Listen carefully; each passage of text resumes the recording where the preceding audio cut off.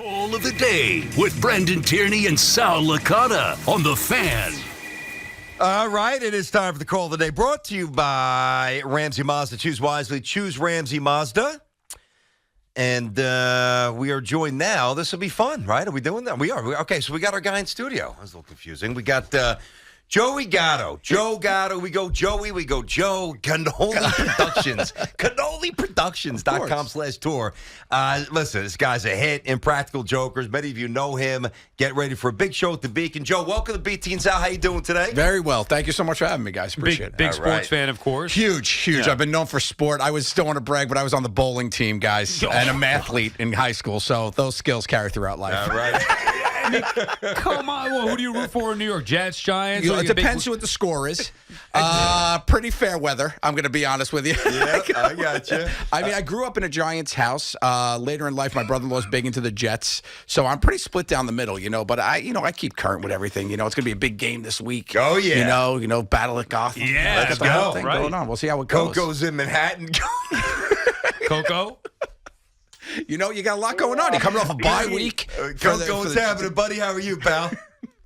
Hey, BT, I got the T-shirt. Unkillable. Oh, we got the Unkillable T-shirt. Fantastic, Coco. What's going on? Everybody good? Huge fan. So, Love it. Before Okay. I get to my point, Yeah. Sal, I don't want you to take this bad.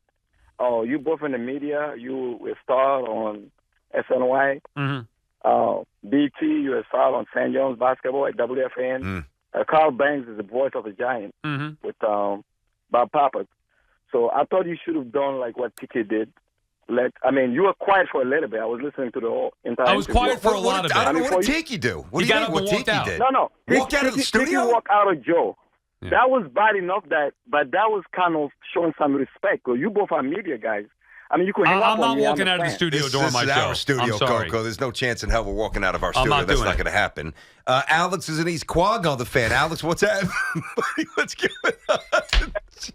Coco. So Coco. Trying to tell me how to live my life. Alex, what's up?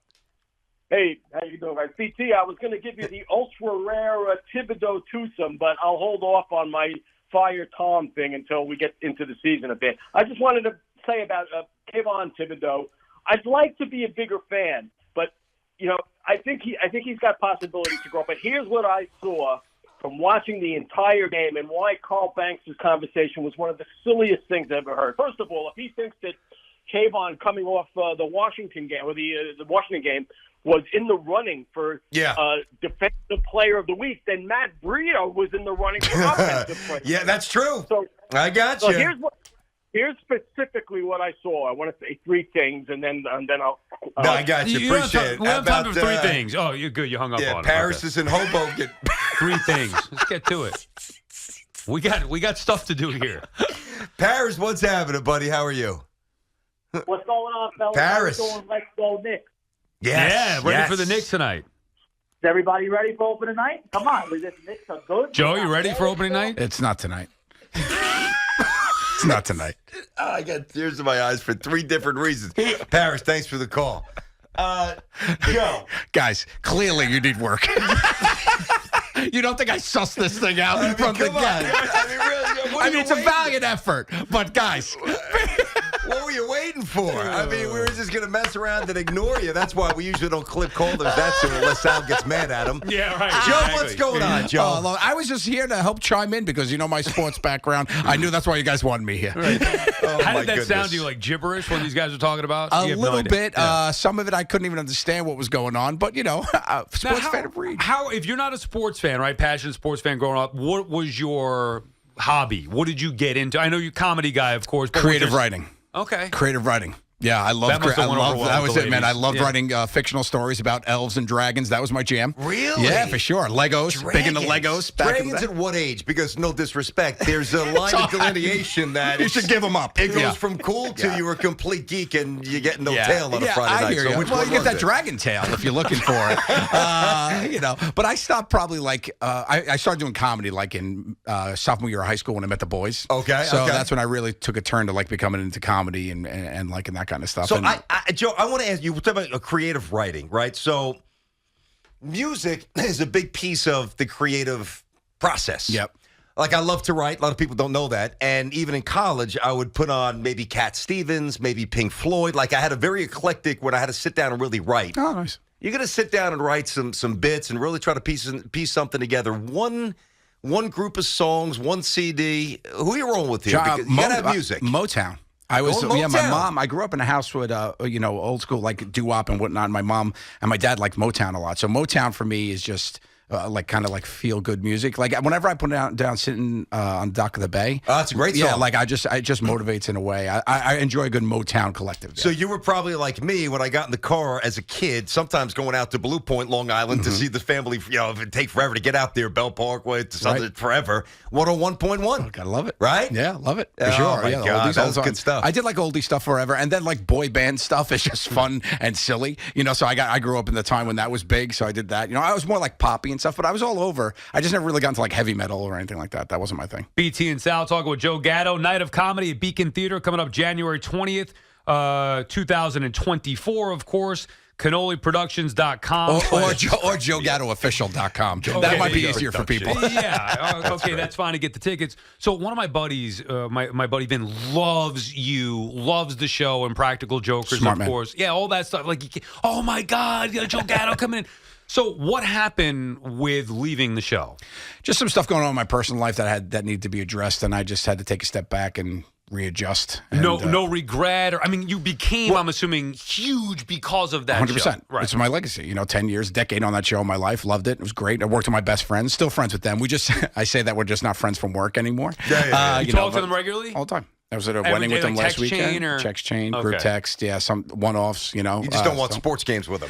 We don't watch any sports. No, I don't think Murr was kind of huge. Sal and Q are a little sportsy, but we weren't really a big sports collective. When we ever ended up on a sports show, when we were promoting the Joker show, whatever, It was so funny because I would always just take the lead, whatever the headline was. You know what I mean? I would just come and I'd be hard. I'd be like, you got to watch the secondary every time they play. I throw that stuff around. Yeah. And then Sal would just laugh because I literally read the headlines and it would kick everything off.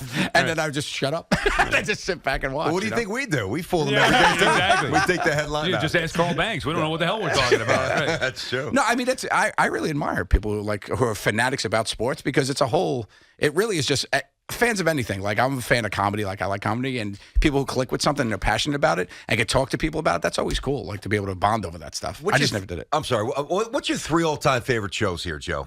3 all-time You favorites. sit down and they're well written, they're witty, they're intelligent, they're funny, they still move you. It could be decades later. Give me a couple shows you love. Golden Girls. That's a great one. Phenomenal. Yeah, I good always call. loved that. Even on the rewatch was great. That's I'm actually good. just fell back into rewatch Sopranos. God, Sopranos is there's my nothing 4th like that. time watching it through, which I really loved. And then I think Schitt's Creek really got me too. I That's thought that was good, really too. fun Can one we too. say that one on the radio? Yeah, Or- okay. okay. It's a hard show. Yeah, that With one a was a Z. good show too. Yeah. I What thought about Curb or Frasier or Seinfeld? You like those shows? Seinfeld for sure. Of course. I never really got into Curb just because I never watched it. Or one that's on my list to watch, which I never watched, which I know people love, is Always Sunny. Always Sunny in a few. Philadelphia. I haven't gotten too into Yeah, it. I I know, haven't but I've seen heard that. it's hysterical. That's on my list to watch. Who were the comedians that you looked up to as a kid? Growing up, my dad, I bonded with my father watching Tim Allen's Home Improvement, and then Tim Allen was my first comedy special. I remember watching with my dad back in the day. I lost my dad when I was 19, so we bonded over I was more of a movie guy though. Mel Brooks, comedic movies, Airplane, those kind of things were my jam. Airplane was good. Oh, Airplane's great. Really And Zucker good. is amazing. David Zucker, one of the brothers that made it. I befriended him. Actually, he's a great guy. He's like a crazy uncle. He's You ever great. meet Tim Allen? I did not meet Tim Allen yet. Yeah, come on, you're a big star now. come on, You're yeah, just I a know. childhood guy. I just walk around. I walk in the rooms like I'm supposed to be there. And Tim nobody's Allen- questioned you yet. Huh? No, I met Mel Brooks though, which was Oh. phenomenal. Yeah, phenomenal. I met him. That was like a bucket list moment. Are Really you cool. intimidated? Do you feel like you have to be funny? Do you have to be witty? Do you just kind of let him go? How do you handle that You when let you him meet somebody go. like that? I mean, when you're in the room with a legend, you let the legend talk. You know Yeah. what I mean? That's what BT does. Well, I'm It's waiting for much some like the airtime. dynamic here, fellas. But it was he was a great guy. I had seen him at the Radio City. I normally sneak my way around to whenever. We had played Radio City a couple weeks before, and I saw the head of security there, and he was like, "Hey, Joe." I'm like, "Hey, how are you?" He's like, "You here for the meet and greet with Mel?" I'm like, "Yeah." And then I got to meet him, which was great. We're talking to Joe Gatto, who's in studio. Of course, the Impractical Jokers. What do you say? 10 years with that Yeah, show. 10 years with that show. And you've got the big event coming up at the Beacon. That's on January 20th. We'll tweet out. We'll give you guys some pops on how to get there. Is the creative process? Is it I'm sure, I know it's frustrating. Is it ever intimidating? Like, you ever get to a point where you feel like, man, I just don't have anything right now?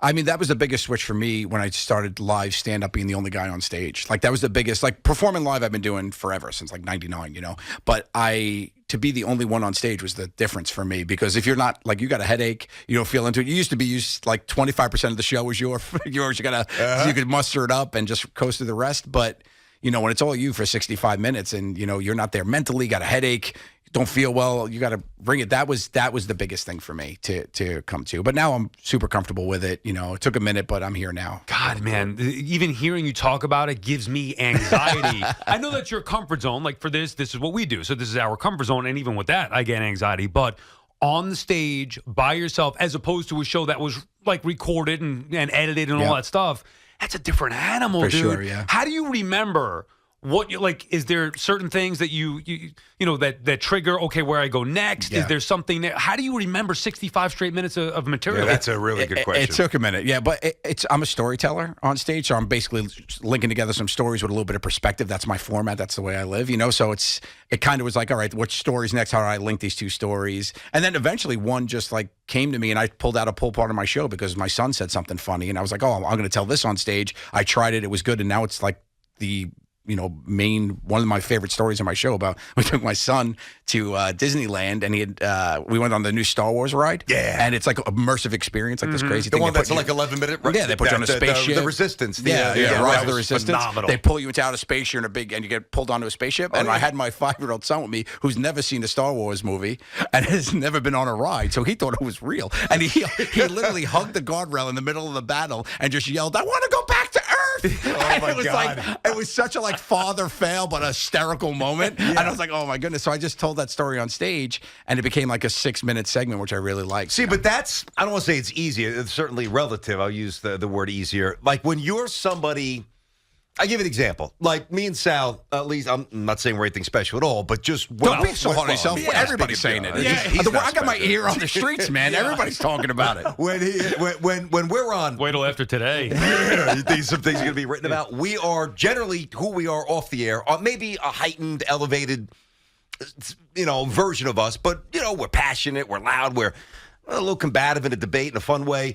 And by you, so I think it's easier for us to do our jobs. By you being a natural storyteller, it doesn't seem like you've got to click. Like, some people have to click into a place that is completely counter to who they are to perform. Yeah. And to me, that would be exhausting. Yeah. That wouldn't be fun. That's hard. Yeah. I think the thing that was different for me was that I didn't play a character on TV. So when they saw Joe on TV, if you liked me on a TV show, you're going to love me in stand-up. Like, it's more of me just telling stories and things that you didn't know. So that was like a different thing for my fandom. It's like people who have seen a genuine guy on TV just being me, and then I go out and about, So that's there. Even when I meet like fans, when you meet fans, they're like, hey, you're not as fat as you were on TV. You're funny. Thanks. So, like, it's like a backhanded compliment kind of thing, which is weird. But it's just people get really comfortable really quick. I got one more for you. Sal, Joe, when you're in front of a crowd, it's funny because, Sal, you said you have anxiety, but you've done things like we've been on stages with microphones, and sometimes it feels a little bit more natural than others, admittedly.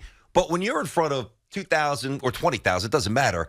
Do you see like a sea of blur, or do you actually make eye contact? Because I always find that dynamic interesting, because if you don't pay attention, you could probably stay more on script, if you know what I mean. If you do, you might be able to organically add something, which kind of keeps it interesting. Yeah, what do you do? I like seeing the people. Yeah. Even no matter how big the room is, like, you could always see the first couple rows, Yeah.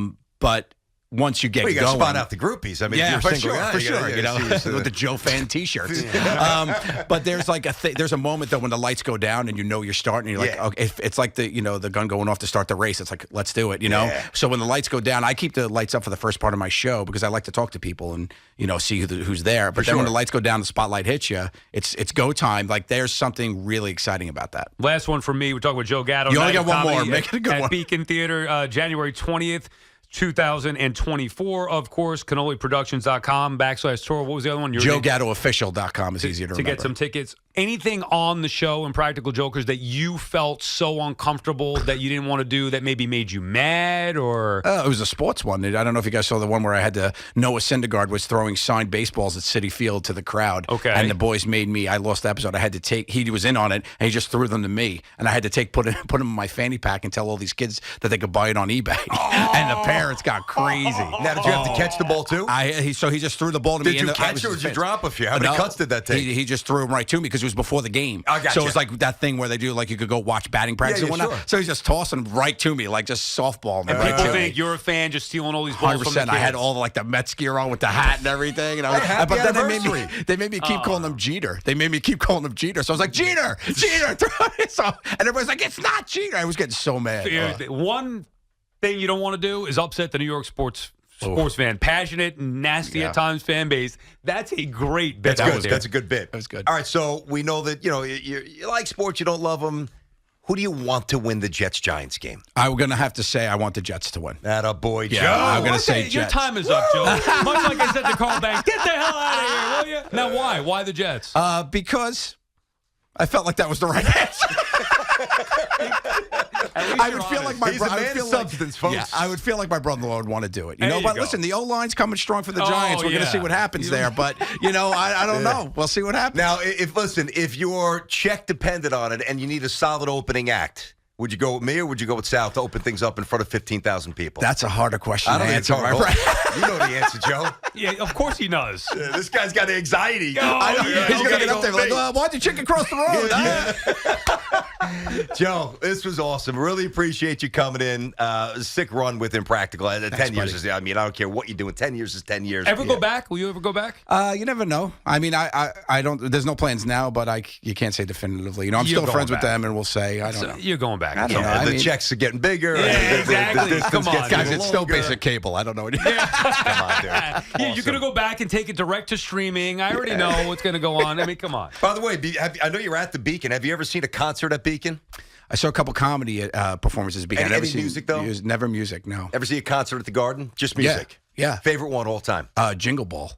Oh, yeah. Oh, really? Dude, I went to the. Really? I went Justin to, Bieber? No, because it was pretty special because I brought my niece and nephew. That's cool. And it was like a really cool experience, and it was the first time they were like out with me, and it was so it was more like the collective, and it ended up being I think it was Taylor Swift's 21st birthday or something, so the place was going nuts. Wow. It was a while ago, yeah, it was really fun. But I love like all the venues. I mean, Radio City I grew up in too, and the Beacon's the only one I haven't played yet, so it's nice to get there. The local boy doing all right for himself. Thanks for coming in, Joe. Good meeting you. Thank you guys, appreciate you. There he is. The guy must have been saying the first 5 minutes, what the hell's going on? We ignored him. We're I going felt to the so calls. uncomfortable. I just was laughing as I know. I'm trying to ignore him, just have a little fun. But thank you, Joe. You got it. Awesome Thanks, stuff. Joe. Thank you. Joe Gatto.